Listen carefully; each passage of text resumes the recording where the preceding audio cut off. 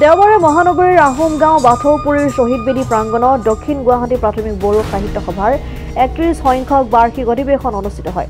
অনুষ্ঠানৰ পোনপ্ৰথমে সাহিত্য সভাৰ পতাকা উত্তোলন কাৰ্যসূচীৰ আয়োজন কৰা হয়। পতাকা উত্তোলন কৰে দক্ষিণ গুৱাহাটী বড়ো সাহিত্য সভাৰ সভাপতি বিষ্ণুপ্ৰসাদ বড়োৱে। তাৰ পিছত শ্বহীদ তৰ্পণ প্ৰতিনিধি সভা আদিকে ধৰি বিভিন্ন ধৰণৰ কাৰ্যসূচীৰ আয়োজন কৰা হয়।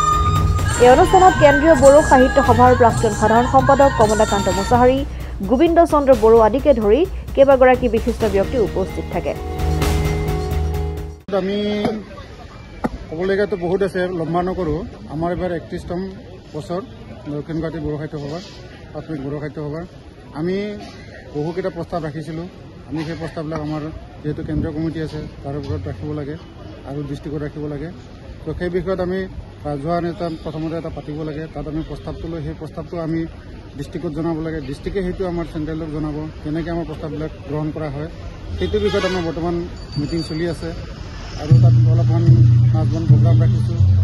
আমি বিশেষ একো খবৰ নাযাওঁ, এইখিনিকে কম বক্তব্য সামৰণি মাৰিছোঁ। নিশ্চয় চেনেলত মই আমাৰ দক্ষিণ গুৱাহাটী প্ৰাথমিক বড়ো সাহিত্য সভা চদন মাৰিছোঁ। অধিৱেশনখন এনুৱেল কনফাৰেন্স আমাৰ আজি 15 তাৰিখ 2024। এই অনুষ্ঠান আমাৰ 3 বছৰৰ মূৰে মূৰে অনুষ্ঠিত কৰা হয়। এই অনুষ্ঠান আজি আমাৰ পুৰণি কমিটি এখন ভংগ হ'ব, নতুন কমিটি গঠন হ'ব। আৰু এই অনুষ্ঠানৰ দ্বাৰা আমি বড়ো সমাজখনক কেনেকুৱা আমি শক্তিশালী ৰূপত নিজৰ ভাষাটো জীয়াই ৰাখিব পাৰোঁ, সেইটো আমাৰ চেষ্টা। আৰু লগতে আমাৰ বড়ো স্কুলৰ টিচাৰবিলাকক আমি যিবোৰ আমি নিজাববীয়াকৈ আমি তেওঁলোকক আৰ্থিকভাৱে অনুদান আগবঢ়াওঁ। প্ৰাইভেট স্কুলৰ টিচাৰবিলাকক আমি সমাজখনক মূল ভাষা সাহিত্য সংস্কৃতিৰ জড়িত কৰাই কেনেকৈ আগবঢ়াব পাৰোঁ, সেইটো আমাৰ এই অনুষ্ঠানটোৰ মূল উদ্দেশ্য।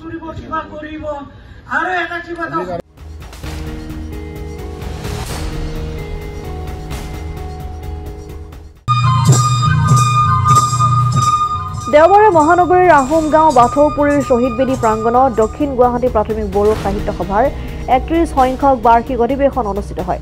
অনুষ্ঠানৰ পোনপ্ৰথমে সাহিত্য সভাৰ পতাকা উত্তোলন কাৰ্যসূচীৰ আয়োজন কৰা হয়। পতাকা উত্তোলন কৰে দক্ষিণ গুৱাহাটী বড়ো সাহিত্য সভাৰ সভাপতি বিষ্ণুপ্ৰসাদ বড়োৱে। তাৰ পিছত শ্বহীদ তৰ্পণ প্ৰতিনিধি সভা আদিকে ধৰি বিভিন্ন ধৰণৰ কাৰ্যসূচীৰ আয়োজন কৰা হয়। এই অনুষ্ঠানত কেন্দ্ৰীয় বড়ো সাহিত্য সভাৰ প্ৰাক্তন সাধাৰণ সম্পাদক কমলাকান্ত মুছাহাৰী, গোবিন্দ চন্দ্ৰ বড়ো আদিকে ধৰি কেইবাগৰাকী বিশিষ্ট ব্যক্তি উপস্থিত থাকে। আমি ক'বলগীয়াতো বহুত আছে, লম্বা নকৰোঁ।